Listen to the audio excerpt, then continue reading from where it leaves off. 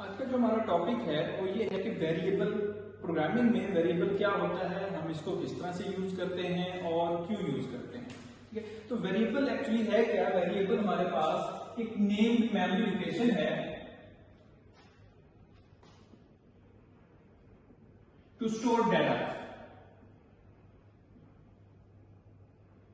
ठीक है, डाटा को स्टोर करने के लिए हमारे पास क्या है, एक मेमोरी लोकेशन है। जो हम कोई प्रोग्राम बनाते हैं उसके अंदर हम टेम्परेरी बेसिस पर कोई डाटा स्टोर करना चाहते हैं तो वो हम किस में स्टोर करते हैं, वेरिएबल के अंदर। इसकी एग्जांपल हम इस तरह से ले लेते हैं कि अगर हम कोई मैथ का क्वेश्चन करते हैं, ठीक है, तो जो हमें रफ कैलकुलेशन करनी होती है तो हम पेपर पे क्या करते हैं कि एक लाइन लगा के हम इस साइड पे सारी रफ कैलकुलेशन कर लेते हैं। ठीक है, उन कैलकुलेशन को या उस डाटा को फिर हम फर्दर अपने क्वेश्चन के अंदर जहां जरूरत होती है यूज कर लेते हैं। अब प्रोग्रामिंग के अंदर ये काम कैसे करना है।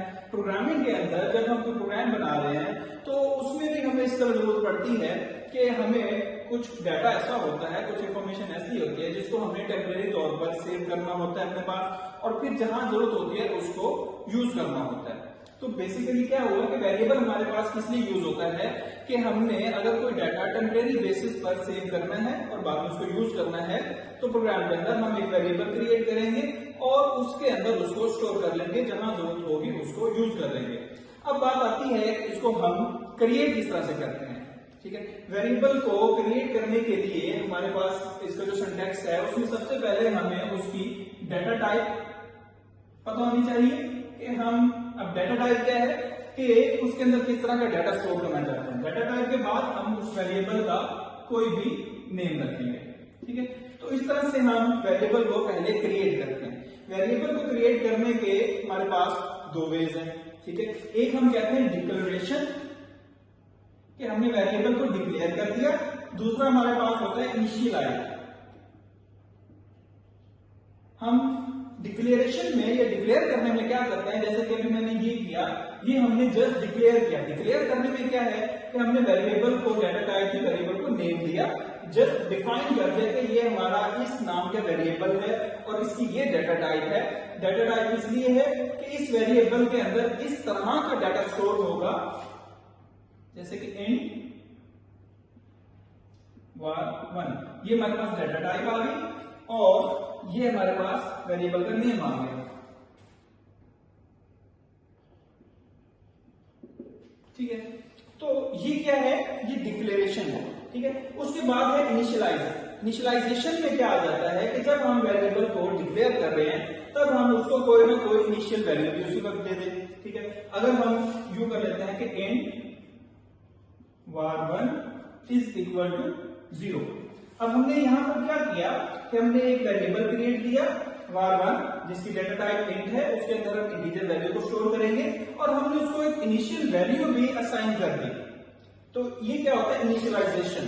तो वेरिएबल जब हम क्रिएट करेंगे इन दो में से कोई एक तरीका हम यूज कर लेंगे, वो हमारे प्रोग्राम की नेचर पे डिपेंड करता है कि हमने जस्ट इसको क्रिएट करना है या उसको हमने कोई इनिशियल वैल्यू भी देनी है। मोस्टली हम क्या करते हैं कि हम उसको कोई ना कोई इनिशियल वैल्यू दे देते हैं।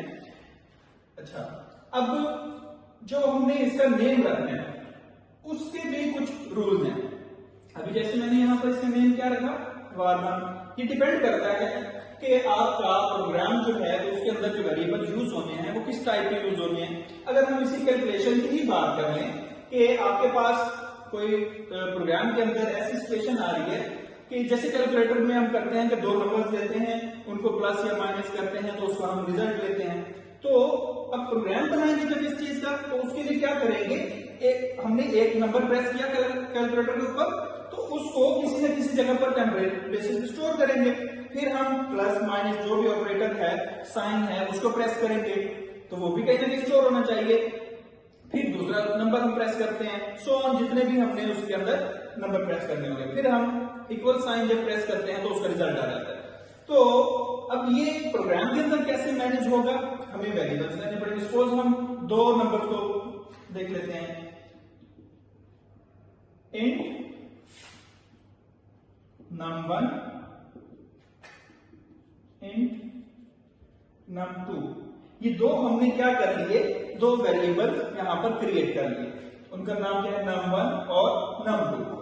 ठीक है, अब क्या करना है, जब आपने इसको आगे यूज करना है, जहां कहीं पर भी जरूरत होती है, तो आपने इनके अंदर वैल्यूज जो होगी वो असाइन करवाएंगे। असाइन कैसे करवाएंगे? इसी तरह से। अच्छा, अब मैंने बताया कि यहाँ पर हम इनिशियलाइज करते वक्त भी इसको, ये था इनिशियलाइज, हमने जब इसको डिक्लेयर करना है, जब क्रिएट करना है, तभी हमने इसको वैल्यू असाइन कर दी। ये है इनिशियलाइजेशन। अब हम क्या करते हैं कि हमने पहले डिक्लेयर कर ली, अब अगर इसको वैल्यू असाइन करनी होगी तो वो कैसे, वो फिर हम जस्ट उस वेरिएबल का नेम, वेरिएबल को हम एक्चुअली यूज किस तरह से करेंगे, जो हमने उसका नेम रखा वो हम नेम कॉल करेंगे, इक्वल साइन के बाद जो भी हमने इसको डाटा प्रोवाइड करना है, जो भी इसके अंदर वैल्यू स्टोर करनी है, वो हम इसके अंदर टाइप कर देंगे। ठीक है, ये एग्जांपल है हमारे पास जो हमने इंटीजर वेरिएबल यूज किया। इसी तरह मैंने बताया कि वेरिएबल की जो डाटा टाइप्स हैं ये एक से ज्यादा हैं। कौन कौन सी हमारे पास हैं? इंट है, फ्लोट है, चार है। अब इंट के अंदर क्या है? इसके अंदर हमारा होल नंबर आएगा। फ्लोट के अंदर क्या है? डेसिमल पॉइंट्स में अगर आपको चाहिए, जैसे कि 10.5। ठीक है, कैरेक्टर में इसमें क्या है कि आप एबीसी के कैरेक्टर यूज करना चाहते हैं। ठीक है, इसी तरह स्ट्रिंग है, स्ट्रिंग में क्या आएगा कि आप पूरा कोई नेम लिखना चाहते हैं। ठीक है, तो ये डिफरेंट हमारे पास डाटा टाइप्स है वेरिएबल की। तो जिस तरह का हमारे पास प्रोग्राम के अंदर हमें नीड है वेरिएबल के अंदर डाटा स्टोर करने की, हम उसी तरह की डाटा टाइप उसके अंदर रखेंगे। अब इसी तरह num2 हमने क्या किया, अब इनको वैल्यूज असाइन कर दी। ठीक है, यहां डिक्लेयर किया, यहां पर वैल्यूज असाइन कर दी। इसी चीज को हम यूं भी लिख सकते हैं, int num1 is equal to 10, int num2 is equal to 20, यूं भी लिख सकते हैं। इसमें क्या होगा कि हमें ऑलरेडी अगर मालूम है कि हमें इनके अंदर क्या वैल्यू स्टोर करवानी है, तो हम डायरेक्टली यूं लिख देंगे। ये क्या है कि हमने ये नहीं मालूम कि हमने इसके अंदर क्या वैल्यू स्टोर करवानी है, वो बाद में पता चलेगा। तो हम क्या करते हैं कि यहां पर जस्ट डिक्लेयर करते हैं, बाद में उनको वैल्यूज असाइन करते हैं। अब इसमें भी अगर आप इसको इनिशियलाइज भी कर देते हैं, तो बाद में भी जो वैल्यू अगर असाइन करते हैं, ठीक है, तो वो भी उसमें रिप्लेस हो जाती है। बाद में अगर हम इसको कर देते हैं num1 is equal to 30, num2 is equal to 40, तो ये क्या करेगा, जो 10 था इसके ऊपर ओवरराइड क्या हो जाएगा 30, 20 के ऊपर क्या आ जाएगा 40। तो ये नहीं है कि हमने अगर इनिशियलाइजेशन में उसको जो वैल्यू दे दी वो फिक्स हो गई। फिक्स कुछ नहीं होगा, वेरिएबल का मतलब ही यही है कि वैल्यू क्या होगी, चेंज होगी। जो हम वैल्यू उसको जब भी असाइन करना चाहेंगे वो वैल्यू हम उसको असाइन कर सकते हैं। एक्चुअली इसका मकसद ही यही है कि हमने कोई वेरिएबल क्रिएट कर लिया, तो उसके अंदर हम बार बार उसके अंदर जो अपनी मर्जी की वैल्यू असाइन करना चाहेंगे वो उसको असाइन करके अपनी जरूरत के मुताबिक उसको यूज करेंगे। अब इसके जरूरत के मुताबिक अगर हम उसी कैलकुलेटर के एग्जांपल पे आते हैं, तो हम एक और वेरिएबल क्रिएट कर लेंगे इंट रिजल्ट का।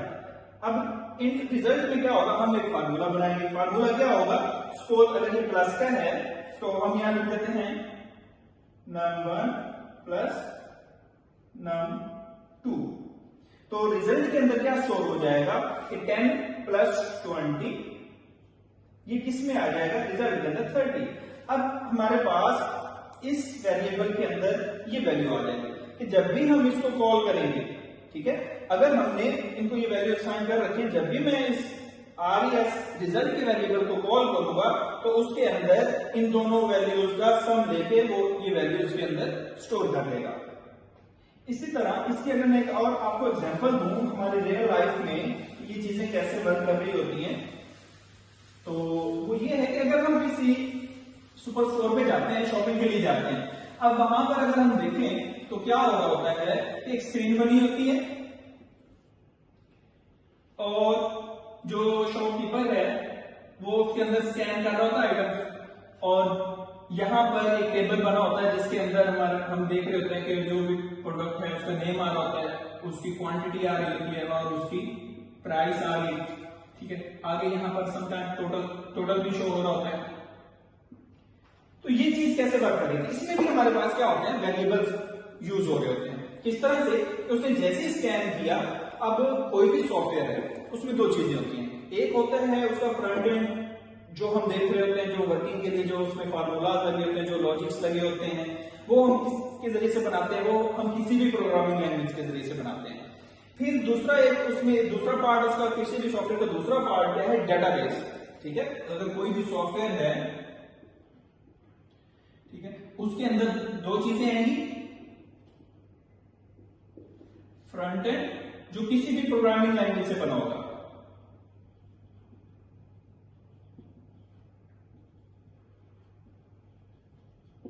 और दूसरी हमारे पास उसमें क्या चीज आ जाएगी, उसको बैकएंड भी कह सकते हैं, या डेटाबेस जो क्या करेगी, डेटा को स्टोर करेगी। अच्छा, जरूरी नहीं है कि हर सॉफ्टवेयर के अंदर ये दोनों चीजें, कुछ सॉफ्टवेयर ऐसे भी हो सकते हैं जिसके अंदर आप वो डेटा को स्टोर ही नहीं करना। ठीक है, जैसे कि कैलकुलेटर का अगर कोई सॉफ्टवेयर बनाता है, कैलकुलेटर का कोई प्रोग्राम बनाता है, तो उसके अंदर आपको डेटा स्टोर करने की जरूरत ही नहीं है। ठीक है, अभी जो मैंने एग्जांपल दी है, अगर आप किसी शॉप पर जाते हैं तो जो उनका पॉइंट ऑफ सेल या उनका जो शॉप का सॉफ्टवेयर होता है, उसके अंदर वेरिएबल, अगर हम एक बेसिक एग्जांपल लें तो वो किस तरह से यूज हो रहे होते हैं। आपने देखा होगा कि वो जब भी कोई प्रोडक्ट आई, उसने बारकोड रीडर के अंदर, स्कैनर के सामने जब भी उसको स्कैन किया, तो क्या होता है कि पीछे डेटाबेस में से उस बारकोड की बेस पे उसका डाटा फेच कर लिया जाता है, उस आइटम का, उस प्रोडक्ट का। ठीक है, उसकी प्राइस को एक वेरिएबल के अंदर स्टोर कर लिया जाता है। अब यहां पर एक चीज और भी समझाता चलूं कि ये बहुत इंपॉर्टेंट है कि हम वेरिएबल को डेटा टाइप क्या देते हैं। अभी जैसे मैंने अभी बताया कि हमने डेटा टाइप पढ़ी है, इंट भी है, फ्लोट भी है, चार भी, स्ट्रिंग भी है। ठीक है, इसके अलावा भी है दो चार। तो अभी आपने देखा कि अगर आपके माइंड में भी आए कि अगर हमने उसकी प्राइस लेनी है, अब हमें क्या चाहिए, प्राइस और क्वांटिटी, फिर हमने इसकी बेस पे टोटल करना है, ये भी तीन वेरिएबल चाहिए। अब इनकी डेटा टाइप क्या रखनी है, ये डिपेंड करता है। अगर हम इसकी प्राइस रख देते हैं इंट, प्राइस की डेटा टाइप रख देते हैं इंट, तो क्या होगा, अगर किसी आइटम की जो प्राइस है वो पॉइंट्स में होगी तो वो उसको काउंट नहीं करेगा। ठीक है, इसी तरह क्वांटिटी समटाइम, तो अब स्कैनिंग में तो ये होता है 1 2 आएगी, समटाइम ये भी हो सकता है कि अगर वो मैनुअल क्वांटिटी एंटर करता है, कोई चीज ऐसी है वो हमने 1 kg ली है, कोई चीज ऐसी है वो 1.5 kg ली है। ठीक है, तो अगर इसकी डेटा टाइप इंट होगी तो वो पॉइंट के बाद का जो भी डाटा होगा उसको नहीं करेगा। तो हमें इसकी डेटा टाइप फ्लोट, प्राइस की भी फ्लोट रख देते हैं, क्वांटिटी की भी, क्योंकि जब हम सॉफ्टवेयर बनाते हैं तो मोस्टली ये चीज ध्यान में रखनी चाहिए कि उसमें डिफरेंट एस्पेक्ट्स को माइंड में रखना चाहिए कि मे बी प्राइस पॉइंट्स में भी आ जाए, प्रोडक्ट की प्राइस तो पॉइंट्स में होती है। अब क्वांटिटी है, क्वांटिटी भी मे बी कोई ऐसे सिनेरियो आ जाए कि उसको पॉइंट्स में देनी पड़ जाए, तो उसका टोटल उसी हिसाब से कैलकुलेट होगा। तो हम इनकी डेटा टाइप क्या रखेंगे, फ्लोट। अच्छा, अब एग्जांपल मैं ये दे रहा था कि जैसे ही वो स्कैन करता है, अब क्या होगा, उसको बारकोड की बेस पे वो डेटाबेस में से उस आइटम का रिकॉर्ड सिलेक्ट किया जाता है, उसकी प्राइस को एक वेरिएबल के अंदर रखा जाता है। ठीक है, और उसकी क्वांटिटी, अब उसने एक दफा स्कैन किया तो उसकी क्वांटिटी 1 होगी, अगर उसने 2 दफा स्कैन किया है तो उसकी क्वांटिटी 2 हो जाएगी। ये भी डिपेंड करता है सॉफ्टवेयर की नीड पे। पास का स्कैन नहीं भी होता, हम टाइप से भी कर रहे होते हैं प्रोडक्ट को, हमने उसका नेम टाइप किया, ये लिस्ट है उसमें से सिलेक्ट किया, क्वांटिटी के लिए टेक्स्ट बॉक्स दिया होता है, हमने जैसे सिलेक्ट किया ये प्राइस उसकी एक टेक्स्ट बॉक्स में आ गई, उसकी क्वांटिटी हमने खुद टाइप कर दी टेक्स्ट बॉक्स के अंदर। तो ये जो टोटल कैलकुलेट होगा ये कैसे होगा, ठीक है, तो उसके लिए ही बैकएंड पर ये चीज चल रही होती है कि क्या होता है, हम वेरिएबल्स क्रिएट करते हैं, वेरिएबल्स के अंदर क्या होगी, उसकी प्राइस सेव हो जाएगी, उसकी क्वांटिटी सेव हो जाएगी, फिर हमारा फार्मूला यहां पर लगा होगा कि टोटल कैसे कैलकुलेट होगा, प्राइस मल्टीप्लाई बाय क्वांटिटी। ठीक है, ये फार्मूला भी प्रोग्राम के अंदर ही बना होगा। तो जब हम उसको टोटल कैलकुलेट करने लगेंगे, तो जब हम इसको टोटल वाले वेरिएबल को कॉल करेंगे तो ऑटोमेटिकली ये फार्मूला वर्क करेगा और टोटल के अंदर क्या स्टोर हो जाएगा, 200 मल्टीप्लाइड बाय 2 400। ठीक है, तो इस तरह से वेरिएबल की एक बेसिक एग्जांपल थी जो हम डेली लाइफ में देखते हैं, शॉप्स पर जाते हैं तो वहां पर किस तरह से ये चीजें वर्क कर रही होती है। इसी तरह ये और भी बहुत सारी जगहों पर वर्क कर रहा होता है। अब यहाँ पर जो अब इसकी ओवरऑल वर्किंग क्या है, जब ये होता है वो स्कैन करते हैं, वो डेटाबेस में से उसने उसका नेम उठाया नेम उठा के ये इसने मल्टीप्लिकेशन की, सारा इस टोटल निकाल लिया। टोटल निकालने के बाद ये वेरिएबल से डाटा हमने गेट भी करना था, वेरिएबल को असाइन किया, वेरिएबल से लेके फिर वो डाटा यहाँ पर सेव करना होता है। इसी तरह इसी एग्जांपल में ये चीज निकल आई कि अब जो उसका नेम है, जो उसको स्कैन किया, वो भी हम स्ट्रिंग वेरिएबल ले लेंगे, उसके अंदर नेम को भी वो स्टोर कर लेगा। अब स्ट्रिंग को क्या होगा, जो भी प्रोडक्ट होगी, सपोज कोई भी एबीसी प्रोडक्ट है, इसके अंदर स्टोर हो जाएगा। ठीक है, कि मैंने इसको क्वेश्चन मार्क्स लगाया, स्ट्रिंग को क्वेश्चन मार्क्स में लिखते हैं। कुछ प्रोग्रामिंग लैंग्वेजेस में हम उसको सिंगल कोट्स में लिखते हैं, कुछ के अंदर हम इसको डबल कोट्स के अंदर लिखते हैं। फिर हम क्या करते हैं, इस वेरिएबल से डाटा लेकर, अब बात वही आ गई, हमने अपनी जरूरत के मुताबिक यहाँ पर पहले स्टोर करवाया, अब हमें इससे डाटा लेकर यहाँ पर इसके अंदर पुट कर देना, ये वर्किंग हो रही होगी। अब जैसे ही वो दूसरी प्रोडक्ट को स्कैन करेगा, क्या होगा, डाटा जो होगा यहाँ पर रिप्लेस हो जाएगा। जो दूसरी प्रोडक्ट होगी, सपोज वो कोई XYZ प्रोडक्ट है, तो ये वाला खत्म हो जाएगा और इसके अंदर क्या आ जाएगा, XYZ। ठीक है, और जितनी क्वांटिटी उसमें दी होगी, ये जो भी प्राइस आ रही है, सपोज इसकी प्राइस 300 है, तो 200 के ऊपर ओवरराइड क्या हो जाएगा, 300। और क्वांटिटी सपोज उसमें 2 की बजाय 1 ली है, 1। तो इस तरह से वेरिएबल की वर्किंग, वेरिएबल की जरूरत, वेरिएबल का मकसद ये होता है। ठीक है, तो हम अगर इसको समराइज करें तो हमने क्या पढ़ा कि वेरिएबल हमारे पास क्या, कोई भी एक नेम्ड मेमोरी लोकेशन है जो कि डाटा को टेम्परेरी बेसिस पर स्टोर करने के लिए यूज होती है। कहां पे करेंगे, हम अपने प्रोग्राम के अंदर क्रिएट करेंगे। जो सॉफ्टवेयर हम बना रहे हैं, ये कोई प्रोग्राम लिख रहे हैं, तो उस प्रोग्राम के अंदर हम उसको पहले क्रिएट करेंगे। क्रिएट करने की 2 चीजें, 2 बातें, 2 तरीके आ गए कि आप उसको पहले सिर्फ डिक्लेयर कर सकते हो, जिसमें आप उसको डाटा टाइप देते हो और उसका नेम लिखते हो, या फिर आप उसको इनिशियलाइज भी कर सकते हो कि आप उसको कोई ना कोई इनिशियल वैल्यू भी दे सकते हो। अब अगर हमारे इस एग्जांपल में देखा जाए, तो अगर इसको हम करेंगे तो इसको हम इनिशियलाइज कर देंगे कि प्राइस जो होगी float price is equal to 0 के साथ। ठीक है, इसी तरह float quantity is equal to 0। ठीक है, इस तरह से इनिशियलाइज कर देंगे। उससे क्या होगा कि जैसे ही ये एक दफा इसको असाइन करेगा डाटा वेरिएबल को, तो उसमें वापस क्या हो जाएगा, 0 असाइन हो जाएगा। ठीक है, तो दूसरे को स्कैन करेगा, उसके बाद जिस तरह मैंने बताया वो उसको ओवरराइट कर देगा पुराने डाटा से। ठीक है, तो हम उसको डिक्लेयर भी कर सकते हैं, इनिशियल वैल्यू भी दे सकते हैं, तो वो डिक्लेरेशन कहलाएगा, ये इनिशियलाइजेशन कहलाएगा। और उसके बाद हम उसको क्या करेंगे, असाइनमेंट करते हैं कि वैल्यूज असाइन करते हैं, और फिर जिस जगह पर हमें उस वैल्यू को यूज करने की जरूरत होगी, वो उस तरह से यूज कर लेते हैं। जैसे मैंने एग्जांपल दिया, हम कैलकुलेटर में क्या करते हैं कि उन वैल्यूज को कब यूज करेंगे, जब हम इक्वल का बटन प्रेस करते हैं, तो उन वेरिएबल्स का वो क्या करेगा, इस टोटल वाले को कॉल करता है, कॉल करके उसको टोटल कैलकुलेट करके हम स्क्रीन पर डिस्प्ले कर देते हैं। अगर हम इस तरह सॉफ्टवेयर पे क्वार्टर सेल सॉफ्टवेयर की एग्जांपल में जाते हैं, तो ये कब यूज होगा कि पहले जब स्कैन किया तो उसने वेरिएबल्स के अंदर डाटा क्या कर दिया, असाइन कर दिया, और उसके बाद उसने इन वेरिएबल से डाटा लेकर इस टेबल को, इस ग्रिड को, इसको असाइन कर दिया। ठीक है, इसी तरह फिर जब वो प्रिंट करता है, प्रिंट के बटन पे क्लिक करता है, जब या सेव ऑल पे क्लिक करता है, यहां पर फिर वेरिएबल यूज होते हैं। अब क्या होता है, अब इन रोज में से 1 बाय 1 डाटा वो क्या करेगा, प्रोग्राम आपको उठाएगा और उन वेरिएबल्स के अंदर स्टोर करेगा, और फिर डाटाबेस में क्या कर देगा, उसको सेव कर देगा। तो फिर जो डाटाबेस में सेव होता है, उसकी फिर अलग से कमांड्स होती हैं, क्यूरीज होती हैं कि डाटाबेस के अंदर डाटा को इंसर्ट किस तरह से करना है, उसके अंदर से डाटा को रिट्रीव किस तरह से करना है। ठीक है, तो उस बेस पे, तो ये हमारा एक समराइज हमने जो किया वेरिएबल्स का, जो हमारा टॉपिक है, वो इस तरह से वेरिएबल को यूज कर